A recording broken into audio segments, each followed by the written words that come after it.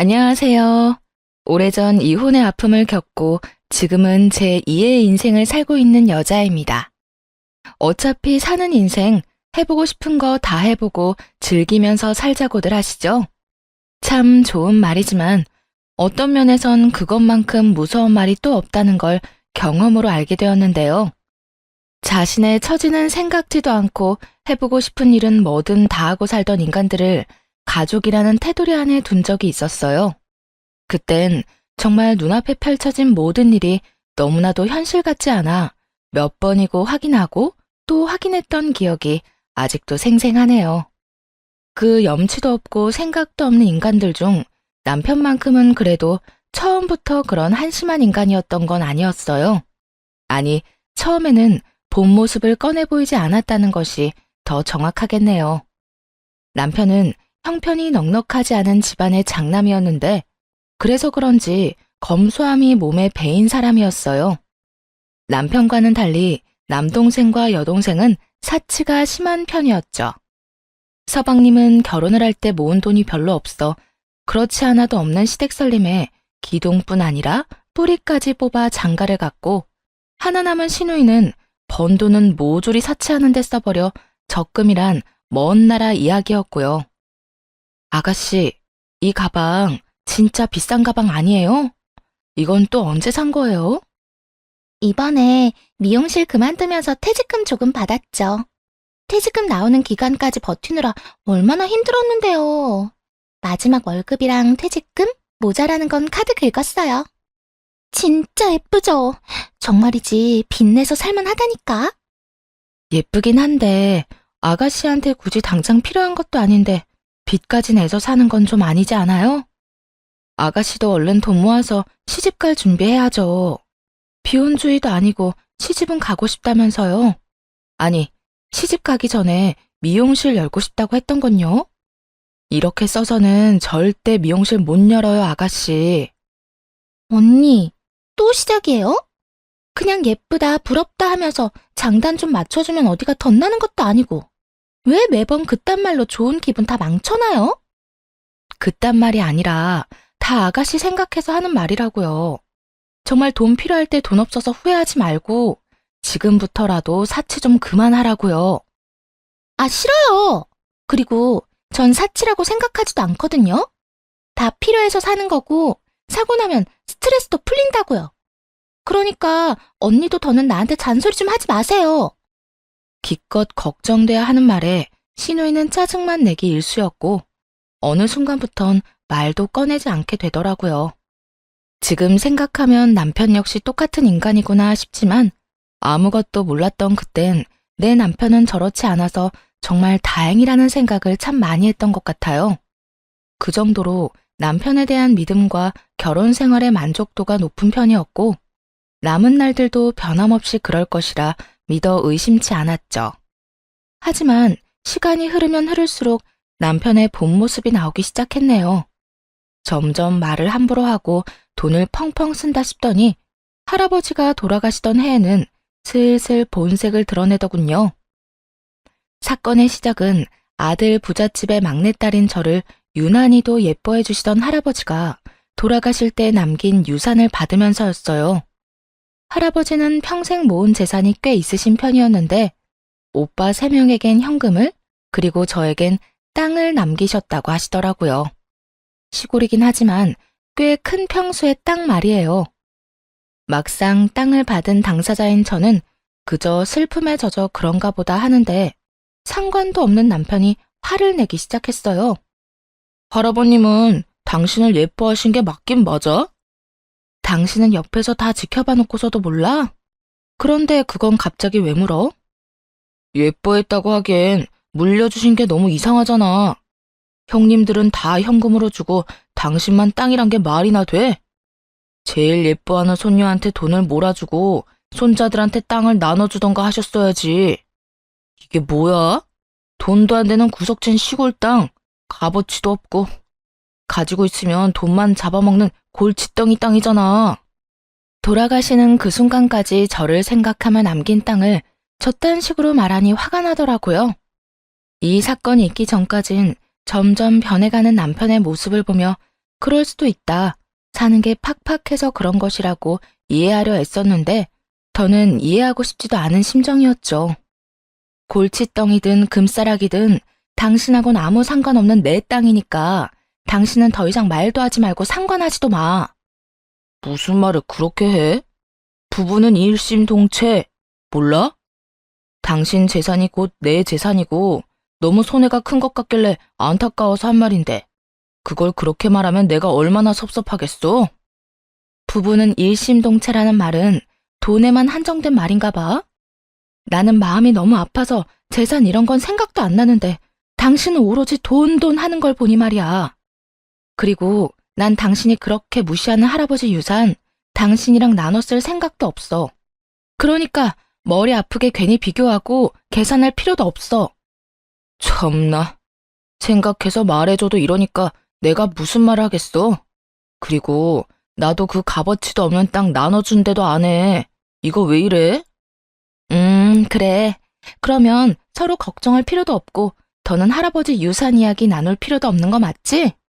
앞으로 내 앞에서 땅 이야기 꺼내지도 마. 그래. 더럽고 치사해서 내가 땅 이야기는 절대 안 한다. 됐어? 이렇게까지 땅 이야기는 절대 하지 않는다고 하던 남편. 저에게 하지 않는 대신 시모에게는 다 말한 모양이더라고요. 장례식을 치르고 집에서 슬픔에 젖어 있는데 목까지 붉어진 시모가 집으로 찾아왔으니까요. 어머님? 무슨 일이세요? 무슨 일이겠니? 네 할아버지 진짜 곱게 돌아가신 건 맞아? 돌아가시기 직전에 치매 걸리신 거 아니니? 네? 치매라뇨.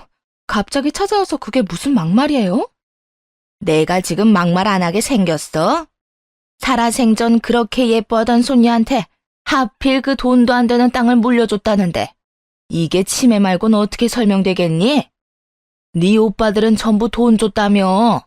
당장 필요한 돈을 너한테 줬어야지. 유언장 확인해 봤니? 혹시 네 오빠들이 장난질 친 거 아니야? 들으면 들을수록 시모의 밑바닥이 보이는 것이 저것밖에 안 되는 인간을 시어머니라고 생각하고 살았나 싶더라고요. 이 상황을 만든 남편에 대한 실망감은 덤이었고요. 한편으로는 시모가 제 앞에서 젖 따위로 굴 수 있는 것도 제가 평소에 만만하게 보여서 그런가 하는 생각도 들었네요. 더는 할아버지에 대해 저딴 식으로 말하지 못하게 매운맛을 확실하게 보여주기로 마음먹었죠. 남편이나 어머님이나 계속 값어치 없는 땅이다, 골칫덩이 땅이다 하는데 시댁엔 남편한테 이런 땅이라도 물려줄 재산이나 있나요? 아니, 굳이 땅이 아니라도 뭐 득될 만한 뭐라도 물려줄 게 있어요? 물려줄 거라고는 아무것도 없으면서 왜 제가 받은 유산을 두고 이렇게 큰 소리 치는지 전 이해가 안 되네요. 그리고 저희 오빠들 그런 사람들 아니에요. 물려주신 돈 말고도 먹고 살 만큼은 다들 벌고 산다고요. 너 지금 우리 집 무시하는 거니? 그까지 땅 넓기만 넓지 처분하면 얼마 되지도 않는 거는 알고 무시하는 건지 모르겠네. 나 같으면 그딴 땅 물려주지도 않아. 그냥 기부하고 말지. 그딴 것도 유산이라고 물려준 네 할아버지나 그딴 걸 받았다고 이렇게 고개 빳빳이 들고 큰 소리 치는 너나 참 알만하다 알만해. 아, 그러세요? 그런데 어머님, 그런 말은 물려줄 땅이나 가진 뒤에 하세요. 그래야 어머님이 지금 한 그 말이 제 가슴에 조금이라도 와닿지 않겠어요? 갖은 수를 써도 꿈쩍도 하지 않는 저를 보며 먼저 약이 바싹 올라버린 건 시모였죠. 시모는 저의 도발에 몸까지 부들부들 떨며 화를 내기 시작하더군요. 사람을 무시해도 유분수지. 네가 뭔데 우리 집을 무시해? 그리고 네가 우리 집에 땅이 있는지 없는지 어떻게 알아? 우리 집에도 네가 모르는 재산이 있어. 이거 왜 이래? 빚도 재산으로 친다면 제가 모르는 재산이 있긴 하겠죠. 그리고 먼저 무시하고 시비 건 건 제가 아니라 어머님이라고요. 그렇지 않아도 슬픈 사람 붙잡고 재산 이야기나 하질 않나. 돌아가신 분 욕 보이질 않나. 뭐 하시는 거예요? 입장 바꿔서 어머님 같으면 가만히 있을 수 있겠어요? 저요, 어머님이 이렇게 하지 않으셔도 기운 없어요. 그러니까 용건 남았어도 오늘은 그만하고 돌아가세요. 여기서 더 하면 저 진짜 선 넘을 것 같거든요? 그렇게 되면 제 입에서 영끈찮은 말밖에 나올 말이 없을 것 같은데 그런 상황은 저도 어머님도 원하지 않잖아요. 그러니까 지금 돌아가 주세요. 할 말이 많아 보이는 시모는 영끈찮은 말까진 듣고 싶진 않았는지 애꿎은 입만 잘근잘근 씹어대며 돌아가더라고요. 입산 아들만큼 입산 시모는 돌아가는 길에 저와 있었던 모든 일을 남편에게 말했고 남편과의 2차전이 또 시작되었죠. 진짜 해도 해도 너무한다. 어떻게 우리 엄마한테 그딴 식으로 말할 수가 있어? 물려줄 땅이라도 가지고 말하라고? 빚도 재산이면 재산이 있어? 당신 진짜 제정신이야? 우리 엄마 당신 시어머니야.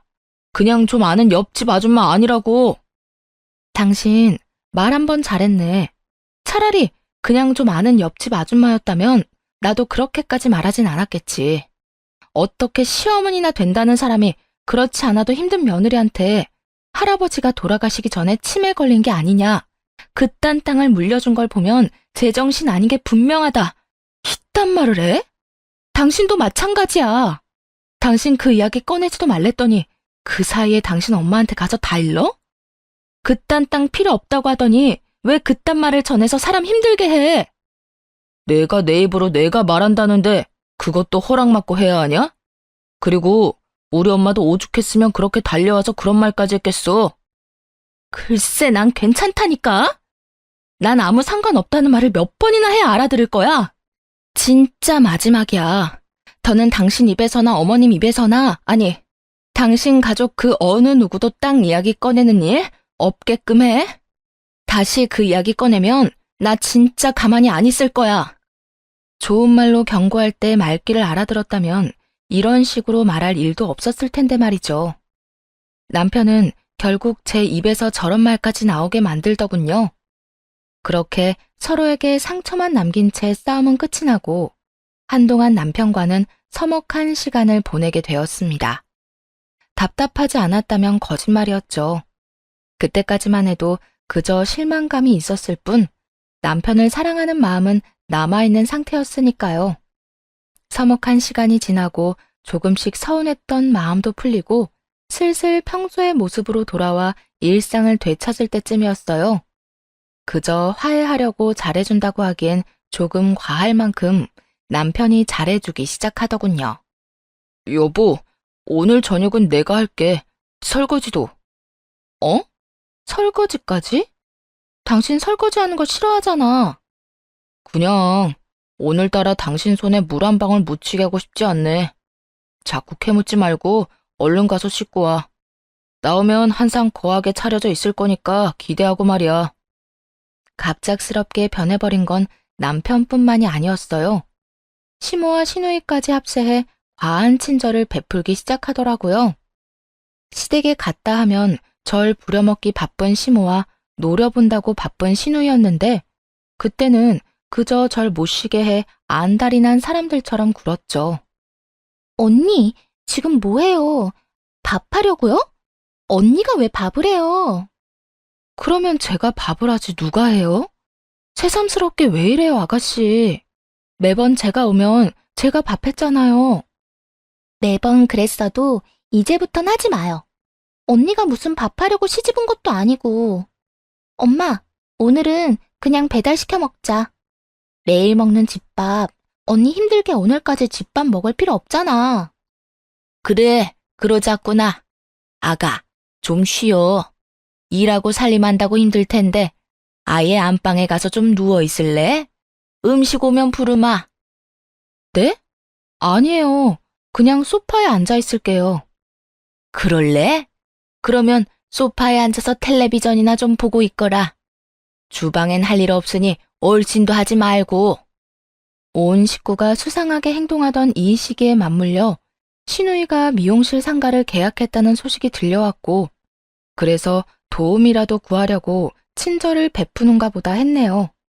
그런데 이런 예상과는 달리 남편과 시댁에서는 그 어떤 부탁도 해오지 않더라고요. 굉장히 의아한 상황이었죠. 과도한 친절은 둘째치고 신우이가 얻은 상가는 저렴한 동네도 아닌 번화가 중에서도 비싼 상가였거든요. 아무리 생각해도 돈 나올 구멍이 없는 시댁에서는 해줄 만한 능력이 되지 않는 상황이었죠. 아무래도 이상했던 전 신우이에게 연락을 해 떠보기로 했어요. 마침 오픈도 앞두고 있다고 하니 필요한 것 없냐고 물으며 자연스럽게 떠보기 좋은 기회라고 생각했습니다. 아가씨, 축하해요. 다음 주 오픈 맞죠? 뭐 필요한 거 있어요? 필요한 거요? 아직은 딱히 없는데.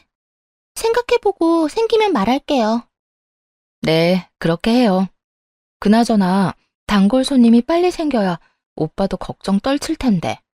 오빠가 말을 안 해서 그렇지 아가씨 걱정 많이 해요.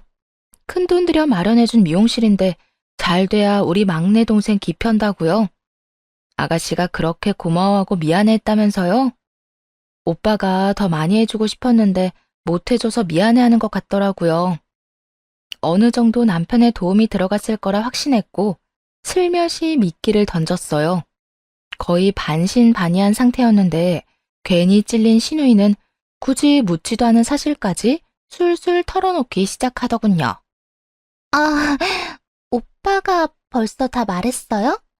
나한텐 그렇게 비밀로 하라더니 역시 부부 사이엔 비밀이 없나 봐요.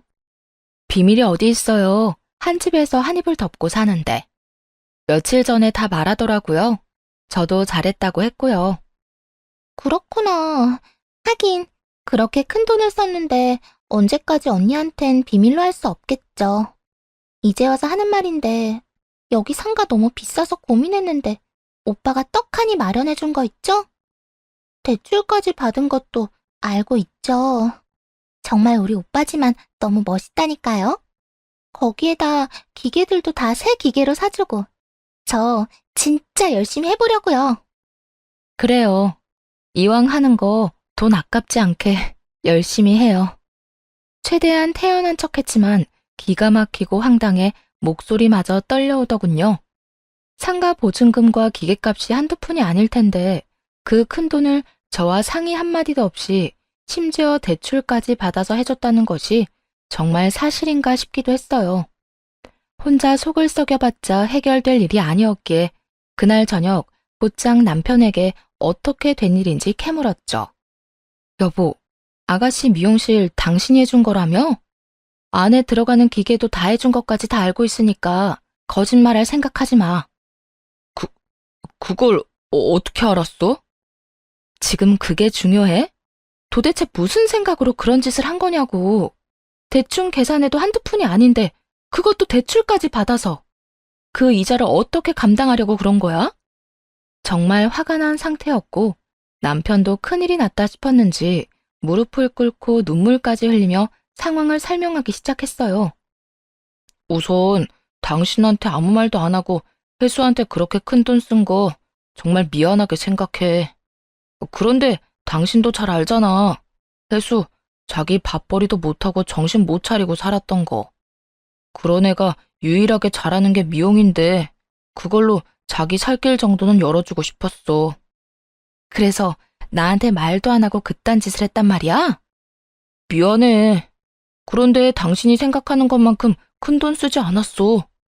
보증금이 적은 대신 월세가 비싸서 목돈 들어간 것도 아니고 기계도 생각보다 많이 사지도 않았어. 대출 받은 것도 내가 3개월만 갚으면 나머지는 혜수가 책임지고 갚는다고 각서도 썼고 말이야. 각서 보여줄게.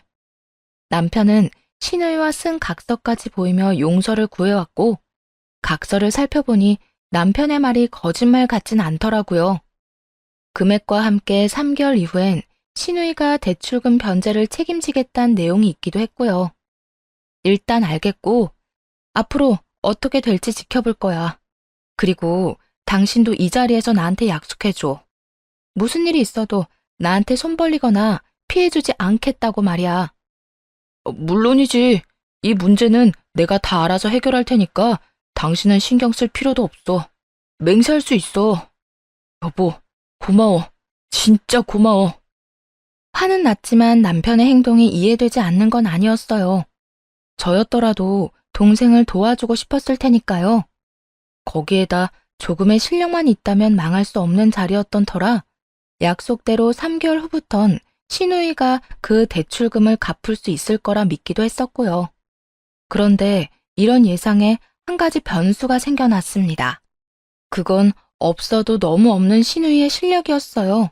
얼마나 실력이 없으면 개업 효과도 통하지 않더라고요. 처음 다녀간 손님이 엄청난 악플을 달았고 뒤이어 온 손님들의 반응도 별반 다르지 않았죠. 손님들의 반응이 그러면 잘못된 점을 고칠 생각해야 정상인데 아가씨는 그저 손님 탓, 장비 탓만 하고 있는 모양이었어요. 아가씨 미용실 검색해봤더니 반응이 너무 안 좋던데. 당신 알고 있어? 그렇지 않아도 해수 전화 와서 우는 소리 하더라. 예민한 손님이 왔었는데 그날따라 기계도 말을 안 들어서 고생 좀 했다고 하더라고. 그래? 그런데 찾아보니까 불만 가지는 사람이 한두 사람이 아니던데 아가씨 좀 더 배워야 하는 거 아니야? 아니면 다른 방법을 좀 연구하던지 말이야. 해수 말로는 손님들이 유난히 예민하다고 하니까 좀 더 기다려보자. 언젠가는 정상적인 손님이 오겠지. 제가 보기엔 상황이 꽤 심각해 보였는데 남편과 신우이는 대수롭지 않게 생각하는 듯 하더라고요. 그 안일한 생각 덕에 미용실엔 노랫소리만 가득했고 대박 날 거란 기대로 가득했던 미용실은 어느새 월세만 잡아먹는 상가가 되어버리고 있었습니다. 돈을 잡아먹는 건 월세뿐만이 아니었어요. 어쩌다 온 손님의 머리카락을 다 태워먹어 합의금까지 물려주게 생겼다고 하더라고요. 남편의 말을 들어보면 그나마 실력은 있다고 들었는데 도대체 그 실력으로 어떻게 미용실 열 생각을 다 했나 싶을 정도로 최악인 실력이었죠. 월세 낼 돈도 없는 신우이인데 합의금을 어떻게 마련하려나 했더니 역시나 남편이 해줬더라고요. 어려운 동생을 도울 수는 있다고 생각해요. 하지만 제가 화가 난 포인트는 선 도움, 후 통보로 일관하는 남편의 행동이었죠. 정확히는 통보도 아니었어요.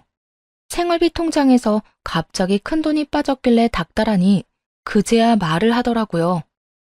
여보, 이 돈 어디에 썼어? 현금으로 빼갔는데 뭘 산 거야? 아니, 그게 해수 합의금 해줬어. 당신 얼마 전에 나한테 무릎까지 꿇고 빈 거 기억 안 나? 그때 나한테 뭐라고 그랬어? 다신 이런 일 없을 거라며. 그렇게 큰 금액도 아니고 워낙 급한 상황이라 나도 어쩔 수가 없었어. 아무리 급해도 말을 했어야지, 말을. 당신이 계속 이런 식이면 내가 당신을 어떻게 믿어? 이제 시댁에 무슨 일 생길 때마다 당신이 다 해결해줬다고 생각하고 내가 당신 추궁하고 그렇게 피곤하게 굴어도 당신은 상관없는 거야? 그건 아닌데 나도 정말 급했다고. 당신 말대로 불과 얼마 전에 그런 일이 있었는데 내가 오죽 급했으면 당신한테 말도 못하고 돈부터 해줬겠어. 언제 들켜도 이상하지 않은 생활비 통장에서 돈 빼내면서? 그냥 좀 이해해주면 안 돼? 혜수도 나도 당신한테 말을 제대로 못해서 그렇지 요즘 힘들어. 장사는 마음처럼 잘 되지도 않지. 그런 와중에 손님한테 합의금도 해줘야 하지.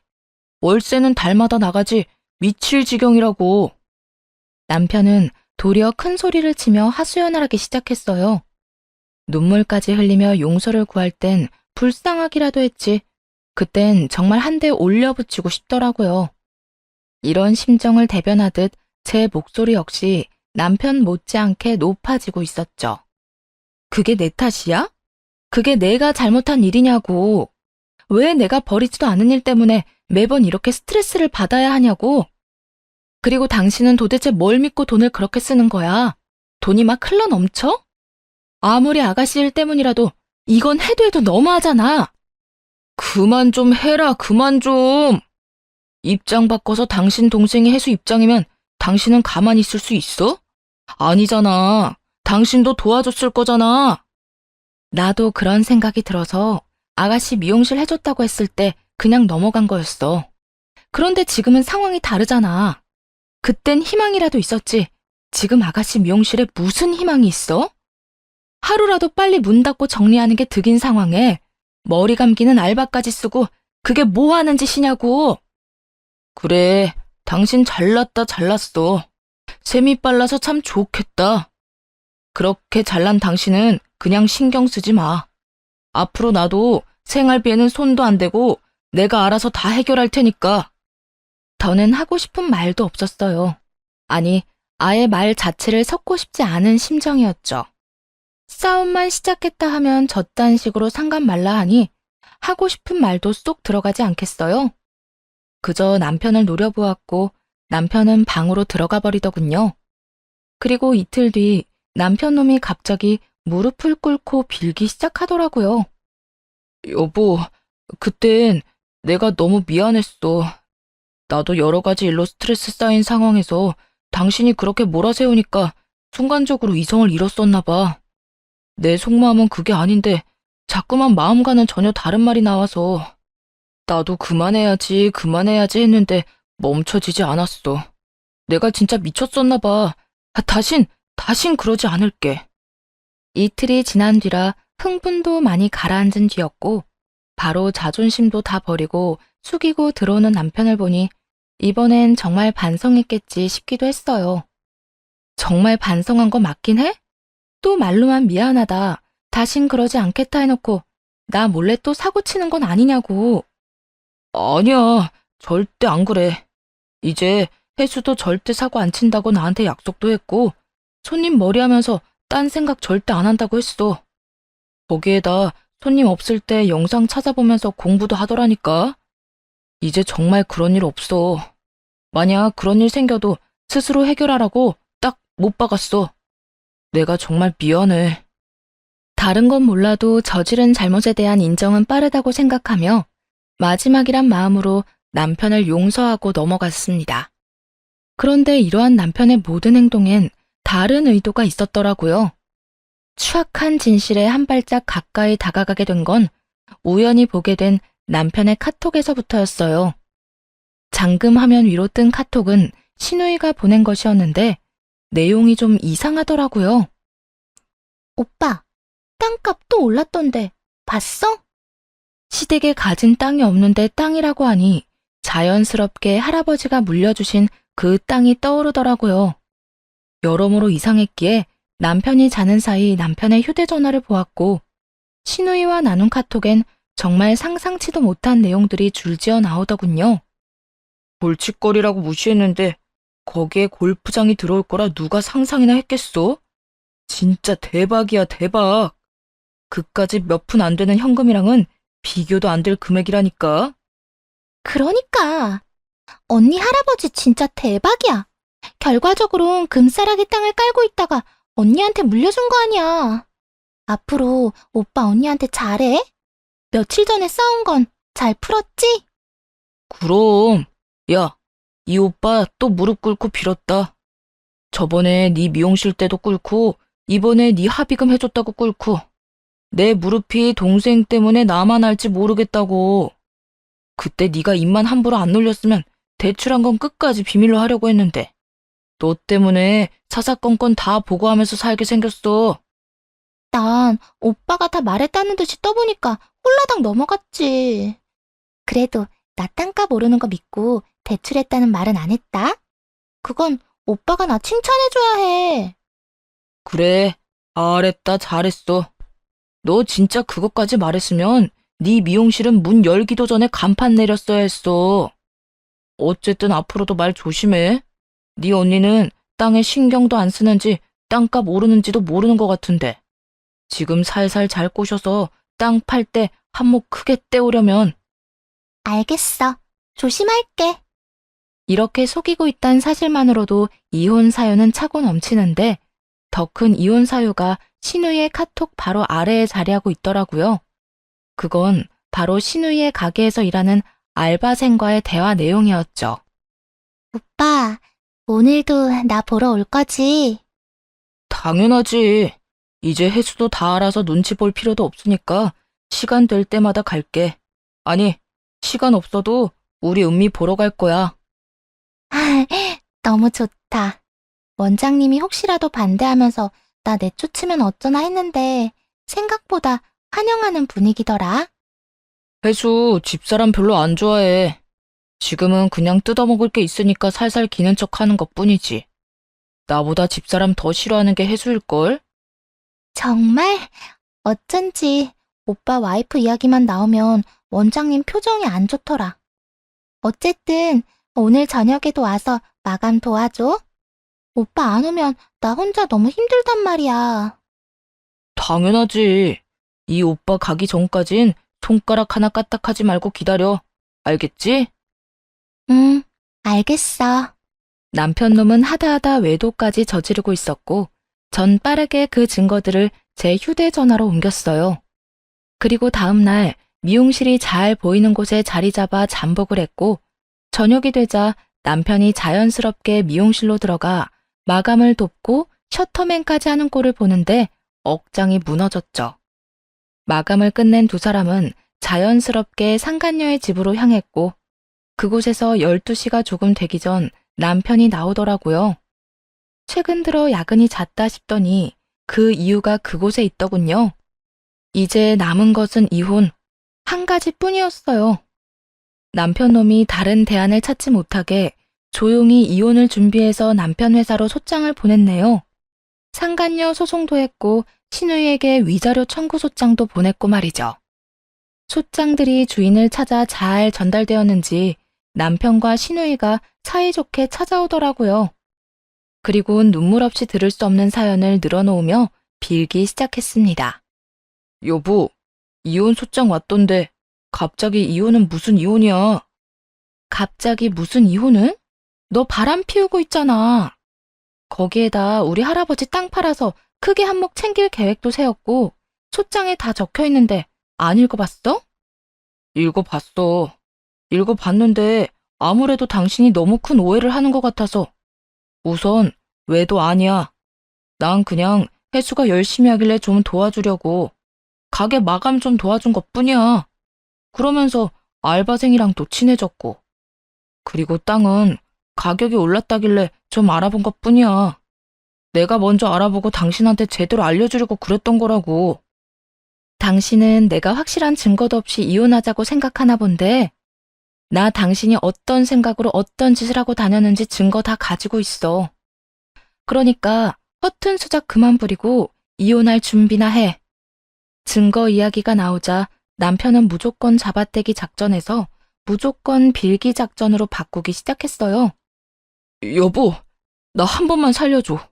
나 지금 당신이랑 이혼하면 정말 큰일 나. 내가 그 여자랑도 정리하고 앞으로 반성하는 의미로 당신 말 잘 들으면서 살게. 그러니까 나랑 이혼은 하지 말아줘. 지금 당신이랑 이혼하면 내 대출금이랑 카드빚은 어떻게 해? 언니, 우리 오빠랑 이혼하면 정말 큰일 나요. 그러지 말고 마음 좀 돌려주세요. 위자료 청구한 것도 없던 일로 좀 해주고요. 그렇지 않아도 오빠하고 나 대출금 갚는다고 힘든데 이 돈을 어디서 구해요? 그래 여보. 사람 하나, 아니 둘 살리는 셈 치고 마음 좀 돌리자. 응? 우리가 앞으로 진짜 잘할게. 누가 남매 아니랄까봐 똑같은 표정을 하곤 비는데 정말 꼴도 보기 싫더라고요. 일단 무릎 꿇고 빌면 다 된다고 생각하는 그 착각도 어이없었고요. 두 사람은 무릎만 꿇으면 다 해결된다고 생각하는데 어디 무릎이 닳을 때까지 꿇고 빌어봐. 내가 용서해주나. 이제 우리한테 남은 건 이혼이랑 소송뿐이야. 그러니까 구질구질하게 굴지 말고 돈이나 구해서 이혼 준비해. 네 그 소중한 은미한테도 위자료 잘 준비하라고 전해주고. 두 사람은 절규까지 하며 마지막까지 제 바짓가랑이를 붙잡고 빌었지만 저는 들은 척도 하지 않았고 빌다 지친 두 사람은 돌아가더군요. 이제 그 추잡한 꼴은 보지 않아도 된다 싶었는데 이번엔 상간녀가 찾아왔어요. 용건은 별반 다르지 않더군요. 어디서 많이 본 모양새로 빌기 시작했으니까요. 언니, 아니, 사모님, 제가 잘못했어요. 유부남이랑 그런 짓을 하면 안 되는 거였는데 원장님 오빠이기도 하고 이것저것 도와주면서 다가오니까 저로서는 어쩔 도리가 없었어요. 그래서 뭐 어쩌라는 건데 앞으로 행복해라. 응원이라도 해주길 바래? 아니요, 절대 아니에요. 사모님 남편이랑은 헤어졌고, 다신 안 만날 거예요. 그러니까, 소송 좀 없던 일로 해주면 안 될까요? 저 돈 없어요.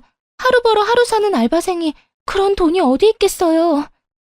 내가 그런 사정까지 들어줘야 해? 난 절대 그럴 생각 없거든. 그러게. 유부남을 누가 만나래? 넌 그 잠깐 쉽게 살려고 네 인생 말아먹은 거 두고두고 후회하면서 살아. 알겠어? 사모님, 그러지 말고 저 좀 불쌍하게 여기시고 한 번만 봐주세요. 사모님 남편 절대 다시는 안 만날게요.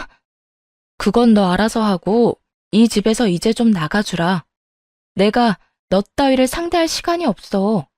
이혼도 해야 하고 위자료도 받아내야 해서 여러모로 바쁘거든. 싫어요. 전 절대 이렇게 그냥 못 돌아가요. 이렇게 된 거 더 잘못될 것도 없고 죽이든 살리든 마음대로 하세요. 끼리끼리 논다고 상간녀도 남편과 다를 것 없는 인간이더라고요. 상간녀는 바닥에 누워버린 채로 떼를 쓰고 있었고 말로 해선 돌아가지 않을 상황임이 분명했죠. 그래서 찬물 한 바가지를 퍼와 상간녀의 얼굴에 뿌렸네요. 이게 뭐 하는 짓이에요?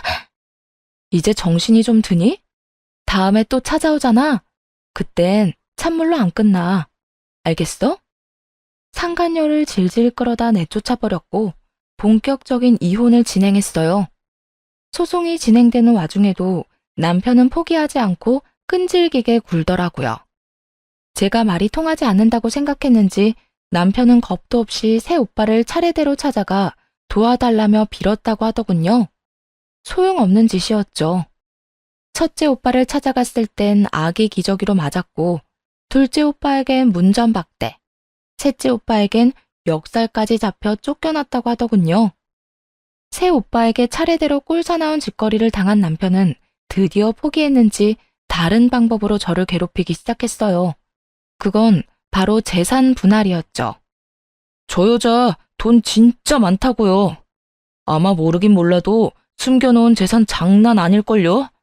할아버지 땅도 그래요. 저하고 결혼 생활 중에 받은 유산인데 당연히 제 몫도 있는 거 아니에요? 그 돌아가신 할아버지가 제 이름만 언급 안 했을 뿐이지 나하고 잘 먹고 잘 살라고 물려주신 땅일 텐데 그러면 당연히 내 몫도 있는 거잖아요. 이처럼 남편은 말도 안 되는 논리를 펼치며 끈질기게 재산 분할을 요구했지만 택도 없는 일이었네요. 반성은 하지 않고 재산만 뜯어가려는 남편 놈을 괘씸하게 여겼는지 재판부는 큰 위자료를 내라고 선고했으니까요. 신우이는 남편보다 더 뻔뻔하게 짝이 없더군요. 전 진짜 아무것도 몰랐다고요. 두 사람이 눈 맞은 걸 제가 무슨 수로 알겠어요? 땅 이야기도 그래요. 제 땅도 아니고 제가 가격이 오르는지 내리는지 어떻게 알겠냐고요. 전 정말 억울하다고요. 증거가 떡하니 있는데도 불구하고 자신은 모든 것을 몰랐다고 일관하더군요. 그 바람에 더 많은 위자료를 토해내게 되었죠. 상간녀는 생각보다 순순히 잘못을 인정하고 위자료를 지급했고 그렇게 길고 길었던 소송을 끝내고 이혼을 하게 되었네요. 저와 이혼을 하고 난 후 전 남편은 혼자선 도저히 살기 싫었는지 상간녀를 붙들고 늘어졌다 하더군요. 하지만 상황 파악이 빠른 상간녀는 그런 전 남편을 매몰차게 뿌리치고 도망쳐버렸다고 전해 들었어요. 어찌나 통쾌했는지 배를 잡고 한참이나 웃었어요. 통쾌한 결말은 그것이 끝이 아니었죠.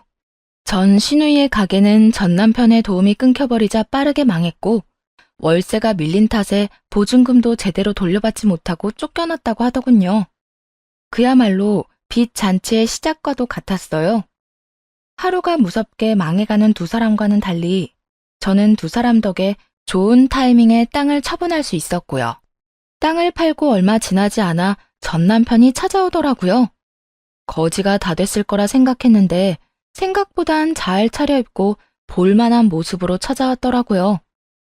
빚쟁이한테 쫓겨다니는 줄 알았더니 생각보다 괜찮아 보이네. 그 빚 다 갚았어. 보시다시피 내가 요즘 좀 잘 나가. 이렇게 시작된 전 남편의 있는 척은 꽤 긴 시간 이어졌어요. 그래? 아쉽네. 그냥 쫄딱 망해서 두고두고 후회하길 바랬는데 말이야. 당신은 여전하네. 그 직설적인 말투. 내가 그런 당신을 참 많이 좋아했었지. 과거 회상이나 하자고 찾아왔어? 시간 없으니까 할 말이나 해. 소문 아직 못 들었나 본데 나 회사 그만두고 사업 시작했어. 운 좋게도 보다시피 꽤 잘 되고 있고 말이야. 돈도 생기고 마음의 여유도 생기니까 당신 생각 많이 나더라. 나랑 살면서 제대로 된 호강도 못 시켜줬단 생각에 후회도 많이 되고 말이야. 당신이랑 살 때 내가 지금처럼 여유가 있었더라면 내가 그렇게 못난 짓을 했을 리도 없었을 테고. 그랬다면 우리가 그렇게 이혼도 하지 않았겠지? 전 남편은 갑자기 어울리지도 않는 슬픈 눈을 하며 반성하는 척 말을 해왔고 그 모든 상황이 그저 짜증이 날 뿐이었어요. 당신도 여전하네. 같은 말 계속하게 만드는 거. 내가 몇 번을 말해야 대답할 건데? 왜 찾아왔는지나 빨리 말하라고.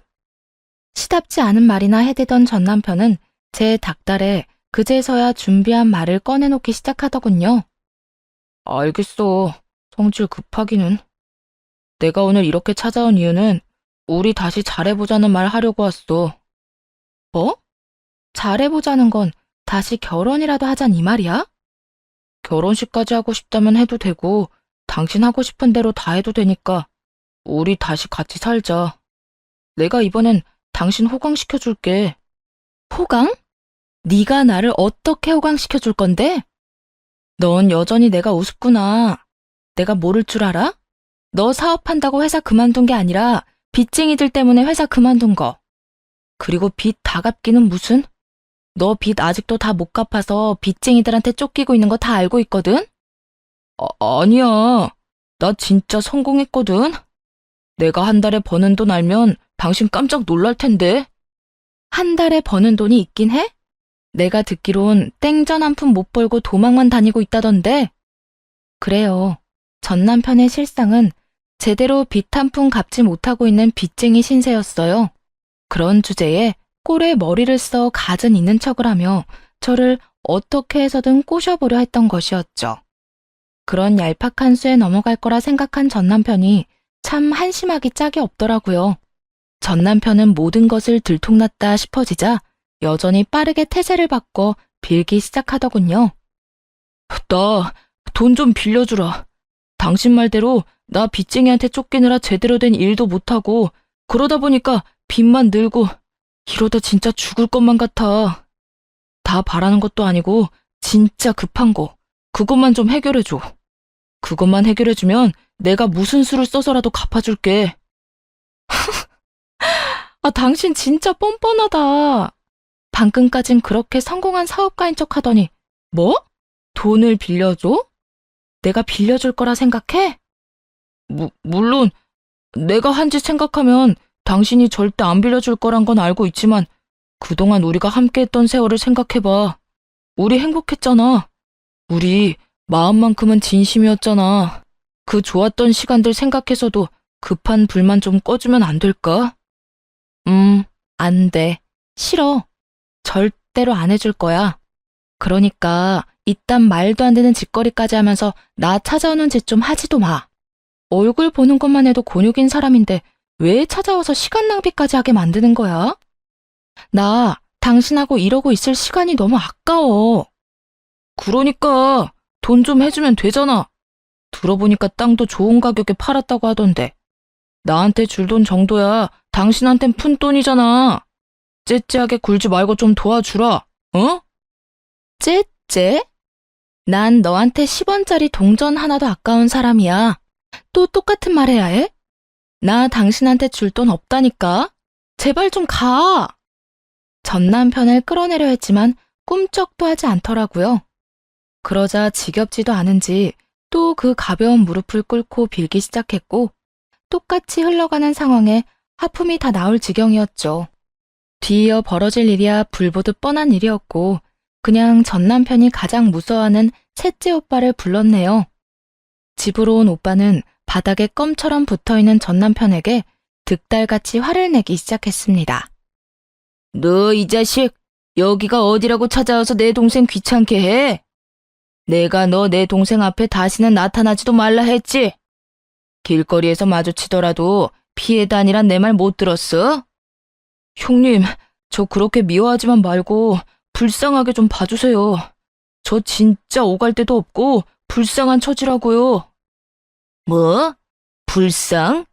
진짜 불쌍한 처지가 어떤 건지 한번 보여줘? 오빠는 전 남편에게 다가갔고 오빠가 가까워지자 겁이 났던 전 남편은 불이 나게 도망치더군요. 그 후론 다시 찾아오진 않았고요. 정말 마지막까지 꼴사나웠죠. 그렇게 연을 끊고 사연을 쓰는 지금까지 8년이란 세월이 흘렀네요. 하루를 사는 게 때론 1년보다 길게 느껴질 때도 있었는데 8년이란 시간은 생각보다 빨리 흐른 것만 같은 느낌이에요. 그 짧고도 긴 세월 동안 재혼도 했고요. 지금은 한 아이의 엄마가 되었네요. 저를 새로운 출발선에 서게 해준 사람은 다름 아닌 셋째 오빠의 가장 친한 친구인데요.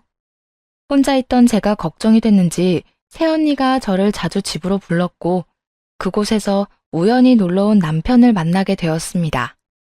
남편은 제게 첫눈에 반했다며 꽤 오랜 시간 오빠를 설득했다고 하더라고요. 결국 그렇게 오빠에게서 제 연락처를 알아내 연락했고 저흰 2년의 연애를 하고 결혼까지 하게 되었죠. 문득 돌싱녀인 저의 어떤 점이 그렇게 좋았냐고 물어본 적이 있어요. 그랬더니 대수롭지 않게 이렇게 말하더군요. 돌싱녀든 아니든 그게 무슨 상관이야.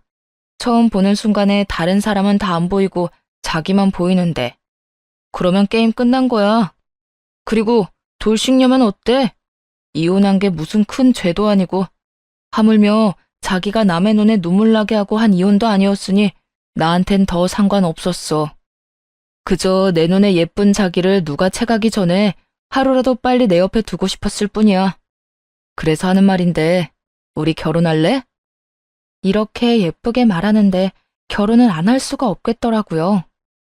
그렇게 오빠의 가장 오래된 친구이자 그만큼 믿을 수 있는 사람과 결혼하게 되었고 친정 가족보다도 절 많이 사랑해주는 남자와 살게 되었네요.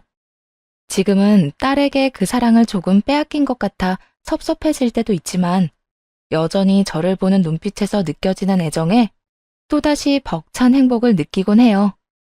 이렇게 저의 긴 이야기도 끝이 났습니다. 긴 시간 함께 해주셔서 감사합니다.